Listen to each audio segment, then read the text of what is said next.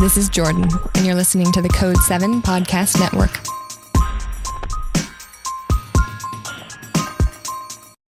This is Ricardo with the Code 7 Podcast Network, and I am the host and creator of Within the Trenches, which is a podcast based on the experience of being a 911 dispatcher. Now, a lot of things have gone on since the last time I posted a video. The hashtag #Iam911 movement has been doing great. It's solid. It's strong. A lot of big things going on with that. But there is one thing that I do need to address.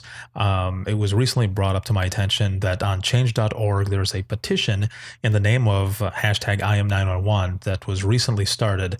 Now, even though I thank you very much for the thought and effort behind it, because from the research that I did, it looked like it was started because there wasn't actually a spot for dispatchers to go to sign an actual petition. However,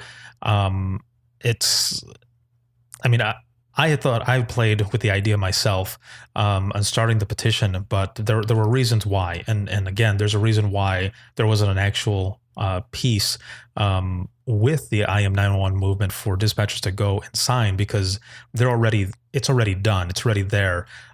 So here are my reasons. And again, with this petition that was recently started, it's not something that I started, and it's not affiliated with the actual #Iam911 movement that we are doing on the Within the Trenches podcast page. So further explaining here, the reason why I didn't start it out with the petition was because, well, it almost looks like we're trying to compete with what APCO International and NINA are doing. It also looks like we're kind of discounting their efforts, rather, and that's not something I wanted to do. I thought about it before I started the movement, and I didn't want to go up against anyone. They're doing the best that they can on their end to push their efforts. What I wanted to do was to take one of the pieces for what they're trying to push, which is the stories, and raise awareness that way. So again, the whole reason for the movement was to assist the efforts of both APCO and NINA to raise awareness on how dispatchers differ from commercial dispatchers and clerical workers by sharing stories.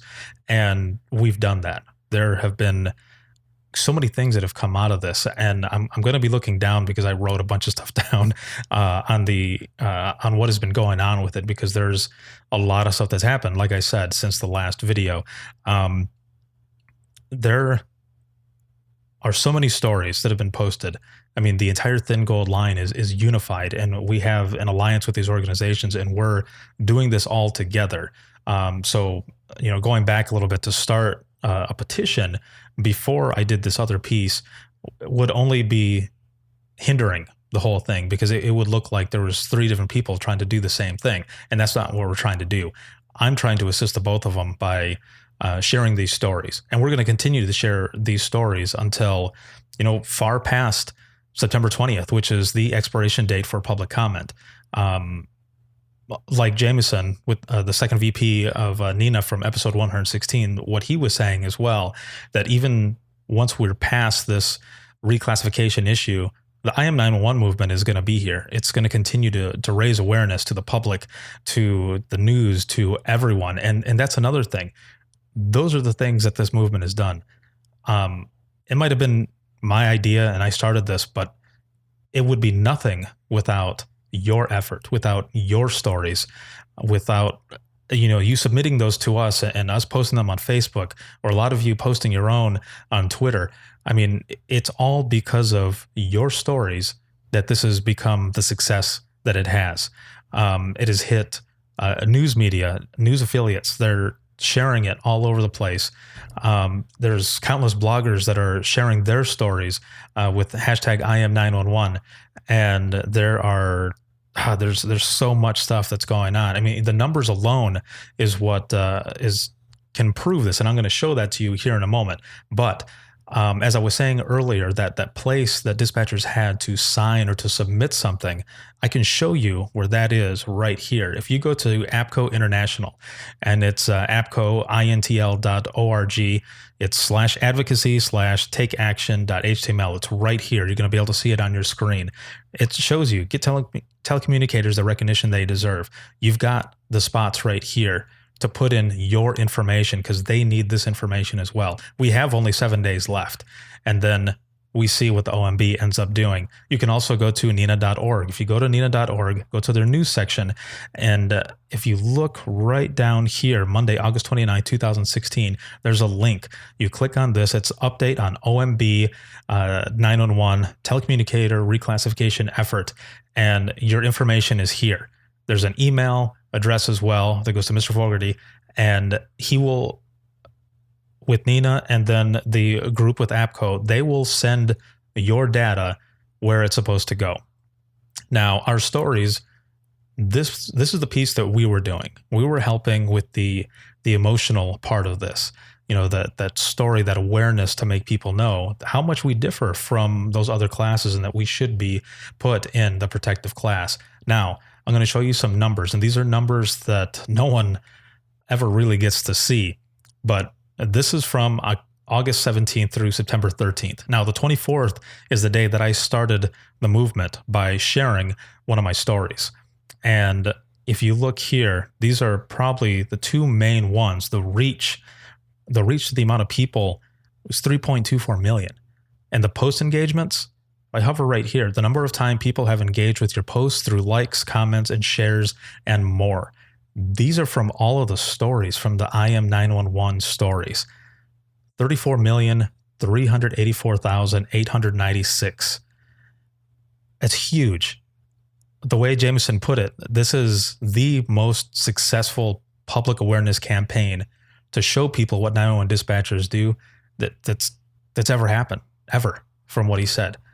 And I also have on Thursday, I'm going to be recording an episode with Congresswoman Torres, and she recently sent in a letter to the OMB expressing her dissatisfaction on their rejection to reclassify public safety telecommunicators. So I'm going to have her on the podcast as well to give her take on this, as well as her backstory, because she started out as a 911 dispatcher as well. So I'm going to get her story and the push, everything that's been going on.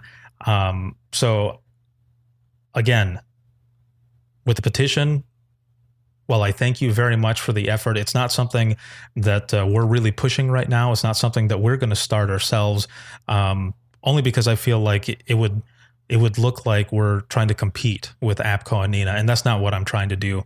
The movement was started to assist their effort, and by doing so, we've raised all kinds of awareness on 911 dispatchers everywhere. And when I say everywhere, we've gotten messages and posted stories from dispatchers that have been doing hashtag IM999. Now, these were dispatchers out of Britain, and then Australia, which is hashtag IM000. I even got a message from someone yesterday, actually, out of New Zealand, which their equivalent would be 111. And she was telling me that the stories that she's read through this campaign has confirmed her, wanting to be a 911 dispatcher. So how awesome is that? I mean, there have been stories also that have come in from callers. They're doing their own IM 911 story, but from the caller side and thanking dispatchers. How amazing is that? I mean, there are many, many good things that are going on with this movement. And I can't thank you enough. All of you that have put in your stories, who have been sharing it. Thank you so much for making the IM 911 movement such a success. Other people that I need to thank, KOTA News, as well as KSLA News 12. If you, let's see if I still have it here. If you just Google hashtag IM 911 news, I mean, all on the first page and a few pages after that are news affiliates sharing the story. And it's crazy how far this has gone and how far it's blown up, but it's great. It's a good thing. The once, most important voice that you'll never hear is now going to be heard. They're going to be seen, and it's out there. People are talking about it. Also, Stephanie, who reached out to me from the establishment, thank you very much. That was an excellent article. There are others that are doing articles as well. Thank you very much. The countless bloggers that have posted, that we've shared, the other 911 pages that started out with us from the beginning. And there's a few of them here. So we've got the Cool Kids of 911, Public Safety Dispatchers and Friends, Dispatch Monkey, Operation 10-8, the 911 Wellness Foundation, and the Healthy Dispatcher. They were with us there from the very beginning, and especially my admin team. Thank you for giving up your time to help out and get these stories out there, because they're very important. They need to be told. Finally, today is September 13th. 13 years ago today, I married my beautiful wife.